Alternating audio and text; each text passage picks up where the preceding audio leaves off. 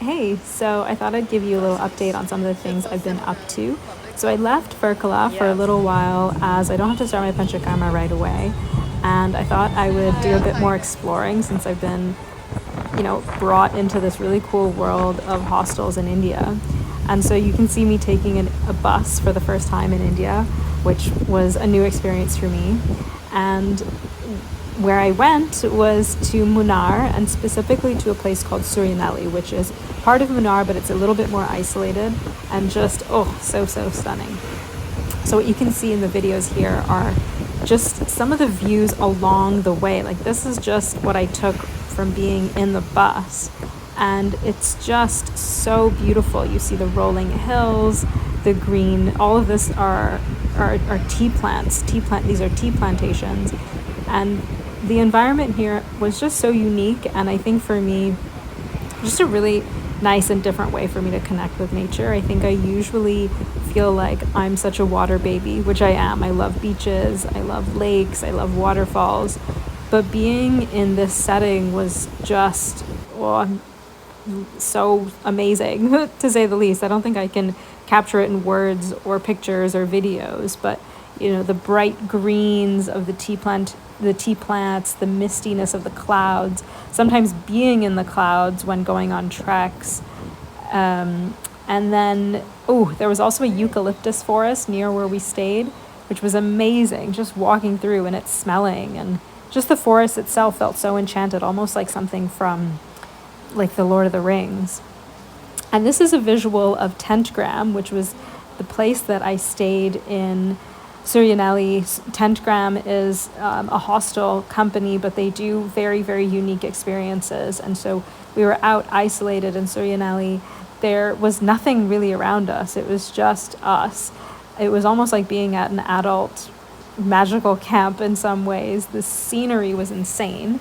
And as you can see here, there were a lot of things that I ended up sharing with people around me, which I wasn't really expecting to. So, I ended up teaching some yoga. I generally practice for myself. I teach here and there, but, it was really nice to be able to share and teach some others some yoga as well, and just share this beautiful backdrop, connect to nature in that way as well. And the other thing I'll point out is one of the girls here, this is Hannah, you'll probably see her later in some other videos, and maybe you've seen some pictures of her on Instagram already, but Hannah and I know each other from London, and she is originally from Kerala itself, so it's been nice having someone who is kind of a local who can just help me and introduce me to things, and this was totally unplanned. Like I think she's been sort of unofficial tour guide where she's introduced me to amazing meals that I would have never known to order, such as coconut stew, mango coconut curry, delicious, and and just having buttu, which is like a steamed rice, kind of like an idli, but not, and having different versions of it, like ragi flour ones, which were super healthy, and just getting exposed to different things in Kerala culture, which I really appreciated having just someone close, someone who knows me, someone who has some history on me as well to spend time with. And I don't know if I mentioned this, but Hannah and I know each other through a meditation class that we're part of in London, and we share a lot of interests around meditation, yoga, Ayurveda. So it's been nice to have a buddy along the way to just share some of my experiences and someone who kind of understands me. So that's been really nice to have her part of this. And then some more unexpected fun happened in this very same space. So I had said like, hey, I want to shoot a reel, I want to shoot a dance video because the setting is incredible. And everyone was so supportive, and Hannah was like, yeah, let's do it. And my friend Devashish, who I met in Varkala, he also came along to Suryanelli as well. He was up for it. And then everyone was like, hey, like, we want to do a reel, like, teach us, we want to do something fun.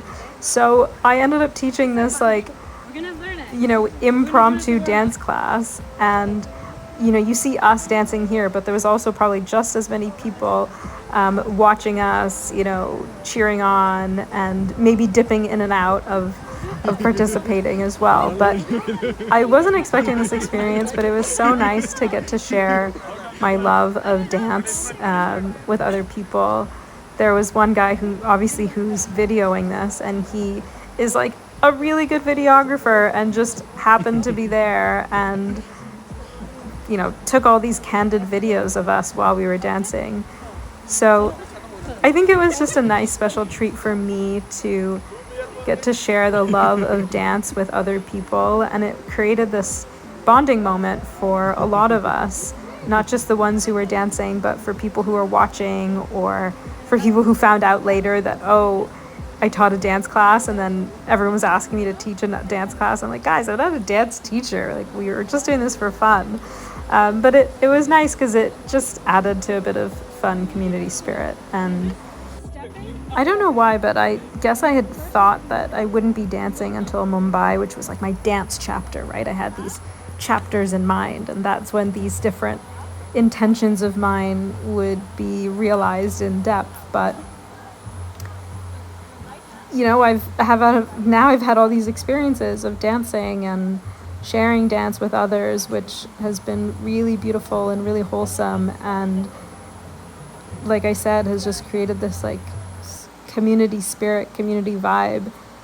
And it's made me reflect as well that I'm so glad that I have this interest, and it is something that I can share with others and connect with others on, and also just more broadly that I'm part of this culture, right? Indian culture is so infused with celebration, with dance, with music, and we can all connect on that. And there's been lots of dance parties which have been happening, which have been so great and so fun.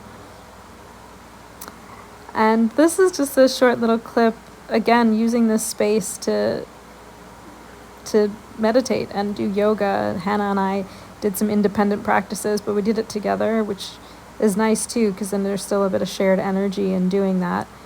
And obviously just doing anything barefoot on the ground in nature, listening to the birds, listening to the wind, listening to the sound, all of that is so energizing and nourishing for you. There's more than one way that you can get energy. It's not just sleep, it's not just food, it's spending time in nature, it's doing things that fuel you, like those videos I showed you where we're dancing. I mean, afterwards, I think we all felt just more alive. We didn't physically exert ourselves very much, but those are energy giving things that aren't just the things that are so obvious. Okay, and by now you're probably a little sick of seeing clips of Hannah and I meditating and doing yoga and being in all these really scenic places. And I promise you that our time together wasn't just, talking about spiritual things and talking about, meditating all the time. We obviously still had our regular, normal, everyday conversations, and, that wasn't the entire vibe of the trip. But obviously, that said, we did this really cool trek. It was maybe 2.5 hours up through the plantations, up this mountain, through the forest. We get to the top, and it takes, quite a lot of effort to get to the top. And we're basically in the clouds, which was so cool. There was supposed to be a view, which we eventually saw much later, but we were there and we were just in the clouds, and it was serene, and we had worked so hard and we were so hot and tired. So it was the perfect way to really end a summit. Obviously there was still the descent, but it was so nice to sit, and Hannah led a somewhat semi-guided meditation where we spent some time breathing, doing some box breaths. We did some time doing some grounding, focusing on the nature around us. And if you can see we're quite in tune, which is quite unique as well, that we were so in tune. But it was a beautiful experience. I think it's probably something I might take away from if I do other hikes, maybe it'll be nice to spend a few moments to really appreciate the surroundings. And then we got into this conversation around meditation. Devashish was asking, what's the point of a meditation? And then I put them on the spot to answer, what is the benefit of meditation? So I'll share a little clip of that here. What do you think is a non-medical way of describing the benefits I was explaining to him because, we're both medics. meditation? Okay. In a non-medical way. No, I'm also medical. I also have a medical background. Explain it for a layman. For a layman, what are the benefits of meditation? Okay. It basically helps you to deal with stressful situations better, makes you more calmer in your day-to-day life, helps you be more present in the moment, improves your sleep, improves your focus, your attention. Yeah, that's how I would describe it. I mean, I can go on and on, I know you can. but I think I will just stop there. How about longevity?